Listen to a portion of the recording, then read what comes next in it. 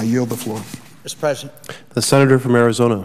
Mr. President, while my friend from Illinois is on the... I ask unanimous consent that morning business be closed. Unless you want to do... But I want to make sure that Senator McCain has his time. I'd ask for an additional 10 minutes of morning business, and so that I could maybe engage in a colloquy with my favorite combatant here, and maybe without objection, talk a little bit about his remarks. And I have to say that I appreciate the eloquence and the passion that the senator from Illinois has brought to this debate, and he makes some very convincing points. And one of the major points, and I'd be glad to listen to the senator, I think it's fair for us to respond to each other's comments very quickly. The senator from Illinois said that we have been engaged in the negotiations and inputs have been made into the formulation of this bill.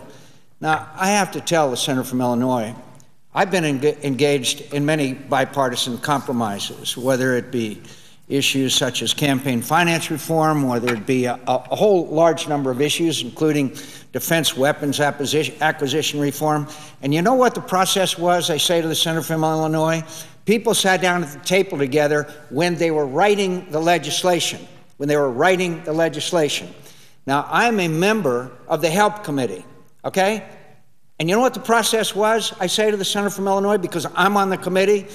A bill was brought before the committee without a single, and the Senator Enzi will attest to this, without a single period of negotiations where we sat down together with the chairman of the committee, where they said, "What's your input into this legislation?" Now, we had many hours of amendments in the committee, all of which, if there were any real substance, were rejected on a party line vote.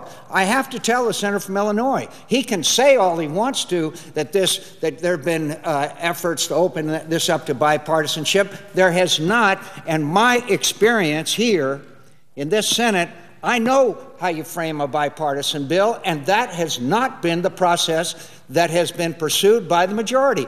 And I understand what 60 votes mean.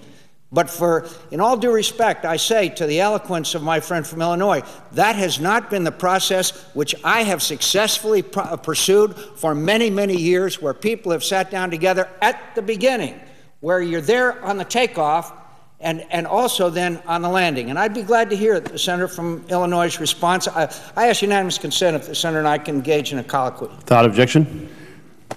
First, for those who are watching, this is perilously close to a debate on the floor of the United States Senate, which rarely occurs in the world's most deliberative body, where senators with opposing views actually, in a respectful way, have an exchange. And I thank the senator from Arizona. I thank the senator from Arizona. And here's what I understood to have happened. I know that Senator Dodd came to the Help Committee with a base bill to start with, but it's my understanding in the amendment process that 100 Republican amendments were accepted on that bill. If I am mistaken, I hope the senator from Arizona will correct me, but I believe... I'd be glad to correct the senator from Illinois, and Senator Enzi is here. None of those amendments were of any significant substance that would have a significant impact on the legislation, I've got to say to the senator from Illinois. For example, medical malpractice. We proposed several amendments that would address what we all know, what the Congressional Budget Office says is $54 billion. Other estimates as much as $100 billion in savings. So there was no real fundamental amendments. And I have to say that some of those amendments were accepted. But it still doesn't change the fact that at the beginning, just as the senator from Illinois said, the bill came to the committee without 1 minute of negotiation before the bill was presented to the committee, and the ranking member is here on the floor. He'll attest to that. Please go ahead. I would just say to the senator from Arizona that I went through bankruptcy reform with Senator Grassley, and a similar process followed when the Republicans were in the majority. He produces the baseline bill, and I made some modifications, and ultimately at one point in time we agreed on a bill. We came up with a common bill. So the starting point, I think, is just that, a starting point. But I would just say to the senator from Arizona, look at what happened to the issue of public option.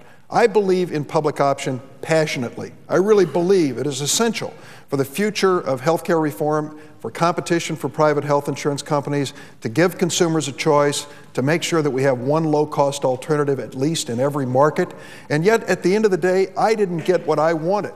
And what is being proposed now at the Congressional Budget Office is not my version of public option. We ended up bending toward some of the more moderate and conservative members of the Democratic caucus and toward the Republican point of view. I don't know of a single Republican who came out for public option. Maybe I'm forgetting one. But at the end of the day, the point I'm making to you is there was an effort at flexibility and an effort at change to try to find some common ground. Unfortunately, the ground we're plowing has only 60 Democratic votes. It could have been much different. It could still be much different. I asked my friend, wasn't the reason why the public option was abandoned was not because of Republican objection, it was because of Democrat objection. Not that was unable. The senator from Connecticut stated unequivocally, public option would make it a no deal. So I appreciate the fact that Republican objections were observed, but I don't believe the driving force behind the abandonment of this public option, if it actually was that, we haven't seen the bill that's going to come to the floor, was mainly because of the necessity to keep 60 Democrat votes together. From Arizona is correct, but I would also add, Senator Snowe has shown, I feel, extraordinary courage in voting for this bill in the Senate Finance Committee and made it clear she could not support public option. We are hoping at the end of the day she will consider voting for health care reform. That was part of the calculation. Well, I can understand your point of view, but I would say that you're right. We were moving toward our 60 votes, but it would be a great outcome if we end up with a bill that brings some Republicans on board, and it was clear we couldn't achieve that if we kept the public option in. There are other elements here. Now, we're going to have a real profound difference when it comes to the issue of medical malpractice and how to approach it, but I think even on that issue, we could have worked towards some common ground, and I hope someday we still can. Could I just ask my friend about the situation as it exists right now? Right now, no member on this side has any idea as to the specifics of the proposal that the majority leader, I understand, has sent to OMB for some kind of scoring. Is that the way we really want to do business here? That a proposal that will be presented to the Senate sometime next week and voted on immediately, that's what we are told. Is that the way to do business in a bipartisan fashion? Shouldn't we at least be informed as to what the proposal that the Senate Majority Leader is going to propose to the entire United States Senate within a couple of days? Shouldn't we even know what it is? I would say to the senator from Arizona that I'm in the dark almost as much as he is, and I'm in the leadership. And the reason is because the Congressional Budget Office, which scores the manager's amendment, the so-called compromise, has told us, once you publicly start debating it, we will publicly release it. Well, we want to basically see whether or not it works, whether it works to continue to reduce the deficit, whether it works to continue to reduce the growth in health care costs. We had a caucus after this was submitted to the Congressional Budget Office where Senator Reid and other senators who were involved in it basically stood up and said, we're sorry, we can't tell you in detail what was involved here, but you will learn, everyone will learn. It will be as public information as this bill is currently on the internet. But the Congressional Budget Office has really tied our hands at this point of putting it forward. All basically I know is what you know, having read press accounts of what may be included. Could I ask my friend from Illinois, and by the way, I'd like to do this again, perhaps when we could get more substantive into many of the issues, but isn't that kind of, and I admit that these are unusual times, but isn't that a very unusual process that here we are discussing 1/6 of the gross national product. The bill before us has been the product of almost a year of sausage making, and yet here we are at a position just on the 12th of December where a proposal that none of us, except I understand one person, the majority leader, know what the fundamental parameters are. Is that, much less inform the American people? I don't get it. And I think the senator was correct in saying Most of us know the fundamentals, but we don't know the important details behind this. And what I'm saying is this is not the choice of the majority leader. It's the choice of the Congressional Budget Office. We may find that something that was sent over there doesn't work at all, doesn't fly. They may say, this is not going to work, start over. And so we have to reserve the right to do just that. And I think that is why we're waiting for the Congressional Budget Office scoring, as they call it, to make sure it hits the levels we want in terms of deficit reduction and reducing the cost of health care. It is frustrating on your side, it's frustrating here. But I'm hoping that in a matter of hours, maybe days, that we will receive this CBO report. But I would like to ask the senator from Arizona if he wouldn't mind responding to me on this. Do you believe the current health care system in America is sustainable as we know it in terms of affordability for individuals and businesses? Are you concerned that more and more people don't have the protection of health insurance? Fewer businesses offer that protection. Are you concerned that— 10-minute time period has expired. I ask unanimous consent for 5 additional minutes. Is that okay? Without objection. Are you concerned as well with the fact that we have 50 million Americans without health insurance and the number is growing, that in many of the insurance markets across America there is no competition, one or two take it or leave it situations? Does that lead you to conclude we cannot stay with the current system but have to make some fundamental changes and reforms? I say to my friend, everything he said is absolutely correct. I am deeply concerned about the situation of health care in America. And I know the senator from Illinois is deeply concerned about the fact that it's going to go bankrupt, about the fact that the Medicare trustees say that within 6 or 7 years it's broke. And from what we hear, there's now a proposal over there to extend eligibility for Medicare, which obviously puts more people in the system, which obviously under the present setup would accelerate a point of bankruptcy, at least from what I know of this. But the fundamental difference we have, I think, in opinion, is not that we want we don't both share the deep ambition that every American have affordable and available health care.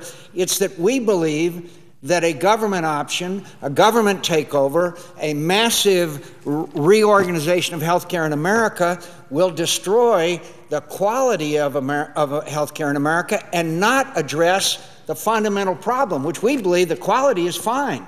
We think that the problem is bringing the costs under control. And when you refuse to address an obvious aspect of cost savings, such as malpractice reform, such as going across state lines to obtain health insurance, such as allowing small businesses to join together and negotiate with health care companies, such as other proposals that we have, then I think that's where we have a difference. We share a common ambition, but the way you get there, I do not see in this bill, nor do most experts, a significant reduction in health care costs, except slashing Medicare by some $500 billion, which everybody knows doesn't work, and destroying the Medicare Advantage program in my home state that 333,000 seniors are part of. I would just say to the senator from Arizona 2 or 3 things. First, the Congressional Budget Office tells us this bill will make Medicare live 5 years more. This bill will breathe into Medicare more life for 5 additional years. Second, I would ask the senator from Arizona, I've heard a lot of negative comments about government-sponsored health care. I would ask the senator from Arizona, is he in favor of eliminating the Medicare program, the Veterans Care program, the Medicaid program, the CHIP program to provide health insurance for children, all basically government-administered programs?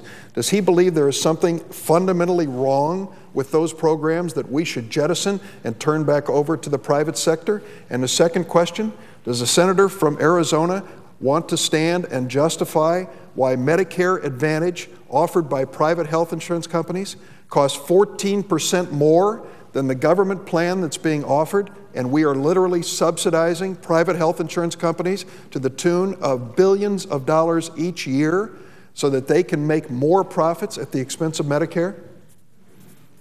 Well, first of all, obviously, I want to preserve those programs, but every one of those that the senator pointed out is going broke.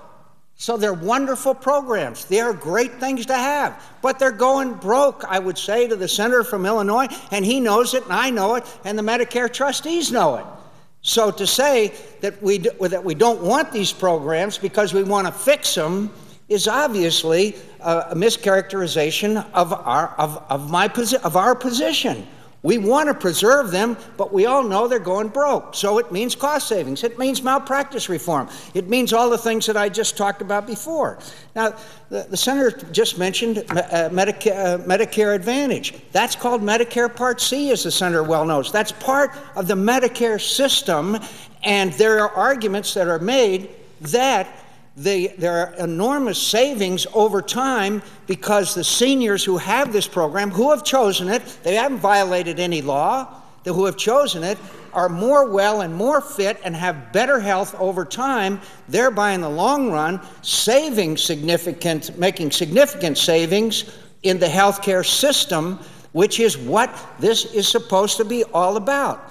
And so the senator, I just ask in response, how in the world do you take a Medicare system, which according to the trustees is going broke, and then expand it to people between age 55 and 64? The math doesn't work, I say to the senator from Illinois. It doesn't work under the present system, which is going broke. To add onto it, which any medical expert will tell you, results in adverse selection and therefore increases in health care costs. If I could respond first, why is Medicare facing insolvency? Why is it going broke? Why are the other systems facing it? Because the increased cost in health care each year outstrips inflation. And there's basically no way to keep up with it unless we start bending that cost curve. So we face that reality unless we deal with the fundamentals of how to have more efficient quality health care. Going broke is a phenomenon which is not reflective in bad administration of the program, but in the reality of healthcare economics. Now, what I'm about to say about the expanded Medicare is based solely on press accounts. Not that I know what was submitted to CBO in detail, I do not. But the 55 to 64 eligibility for Medicare will be in a separate pool sustained by premiums paid by those going in. So if they are a high-risk pool by nature, you're going to see higher premiums. What happens in that pool will not have an impact on Medicare as I understand it. It will be a separate pool of those receiving Medicare benefits that they will pay for in actual premiums. It won't be at the expense or to the benefit of the Medicare program itself. What I've just said is based on press accounts and not my personal knowledge of what was submitted to CBO. Well, the senator has seen the CMS estimates this morning that these will be dramatic increases in health care costs, and you may be able to expand the access to it, but given the dramatic increase, one, it still affects the Medicare system, and two, there will obviously be increased costs if you see the adverse selection such as we're talking about. I'd ask my friend, I see our staff is getting very restless. I'd ask my friend if maybe we could do this again during the weekend and during the week. I appreciate it. I think people are helped by this kind of debate and discussion, and I do respect not only the passion but the knowledge that the senator from Illinois has about this issue. Thank you.